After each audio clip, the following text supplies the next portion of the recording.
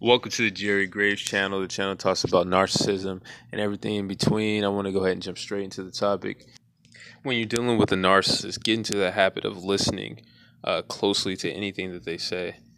When you are abused, like especially if you come from an abusive home, as a child, you get to the point where you stop paying attention to things because everything is on a need to know basis. Your parents don't like you asking questions, and over time, you start to stop asking them because they, you know, start trying to, snap at you or punish you for asking questions or asking too many questions. It could be something small like your parent comes and tells you to hop in the car. We're about to leave, and you ask where we're going, and then they give you a problem with that, like why, what I mean? It's stuff like that that will lead to you not only not asking questions, but not really paying attention. Not being like, I need to know what's going on.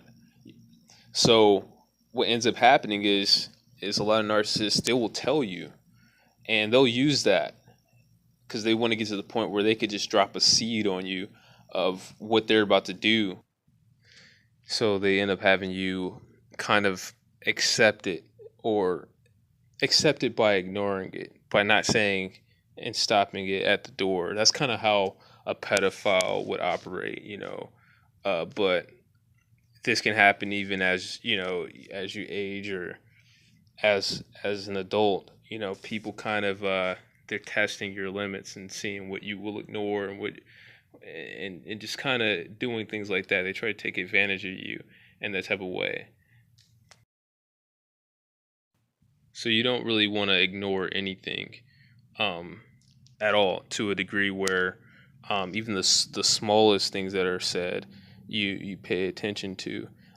Any technique that they use to kind of get you not to pay attention, like they act like they're talking to somebody else, or they talk really low, or they joke around, anything like that is a red flag to make sure that you pay more attention to. Nothing's a joke. Not in a world where there's so much toxicity.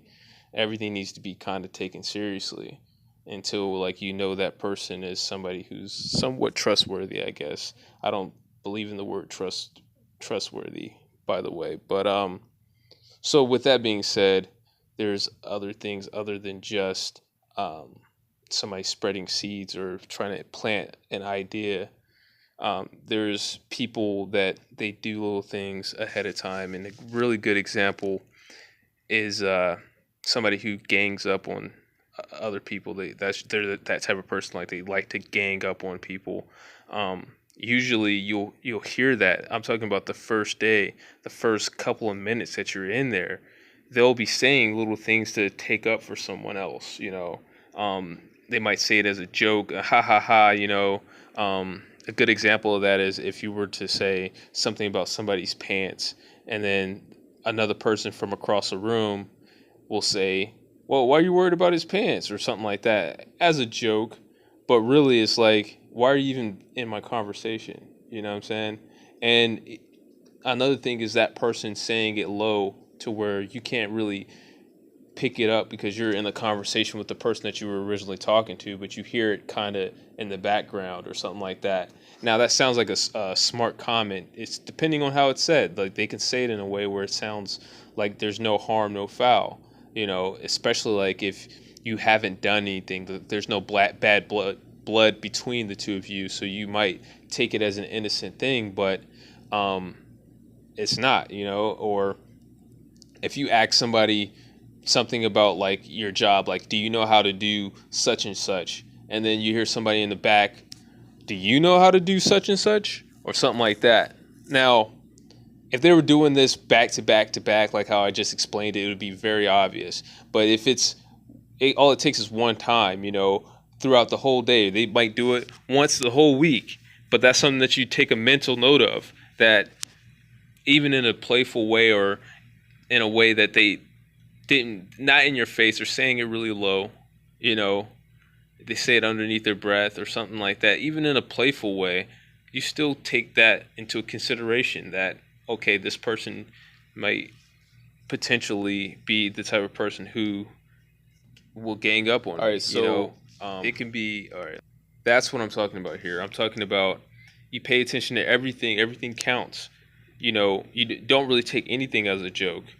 You take everything seriously, and anything they're hinting at, that's something that you can kind of get an idea of. Now, I'm saying that you should do this early on, not wait until everybody's already against you, and they turned the whole work center, they turned the whole school, the whole, your whole family against you, and then you start picking these types of things up. Oh, well, they're saying this, and then, it's too late. I'm talking about catching this. All it takes is one comment, and you catch it early, and then from then on,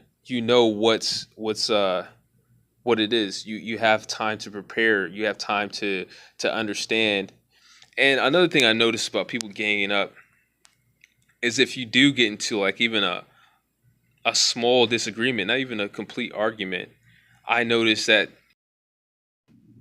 So here's another thing that's like more of a body language thing, but like proximity. Like if you start to get into like an argument, or not even an argument, it could be something like a small like disagreement, or you're wondering what's, some confusion, and you and another person are kind of settling it, like coming into clarity with one another about it, right? And then a person all of a sudden pops up into the room, like that type of stuff. Like for most people, you would think that, okay, well, they might have had something to come into the room for, or it just might have happened like that. But 9 times out of 10, like with proximity, with somebody, where they put their body is extremely important. If they're putting their body in a place where they can get involved in any type of even minor dispute, then you already know you don't even need for that first argument to happen, for them to finally show themselves and finally gang up on you. Just them showing up every time there's about to be a dispute, you pay attention to stuff like that, small things.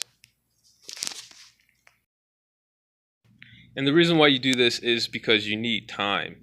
Like you can't sit there and wait for everything to go bad before you start making the moves that you need to make to get yourself to safety. Like you don't want to let things snowball and then start talking about what you've noticed. Um, so that's what this video is about. It's about paying attention to nuance. Anytime somebody so that you can have time, you pay attention to that. It's not like, and you got to consider that when things are heated, when you have less self-control, are they going to do the same thing? Are they going to be a contrary person?